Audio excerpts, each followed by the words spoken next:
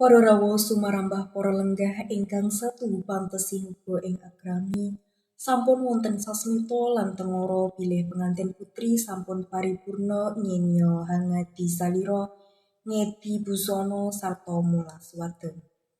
Pramila keparinging sedya nedya humarak sowan wonten ngarsa panjenengan sedaya lenggah ing kursi rinengga.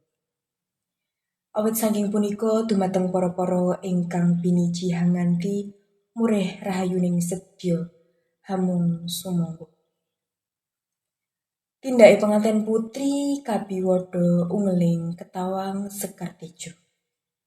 Pinderung swaraning pradonga munyi hangranging. Hambabar ketawang Sekar Tejo kaya naganda ngambar arum ingkang ketiubing samirana manda. Kawistara jengkaring temanten putri mijil saking panti busana. Panti ateges papan busana ageman mijil saking panti busana ateges miyos saking papan ageman. Nedya humarak sowan mring para tamu manjing ing salebeting sasana pahargyan. Pengantin putri ngagem busana ingkang sarwa retna.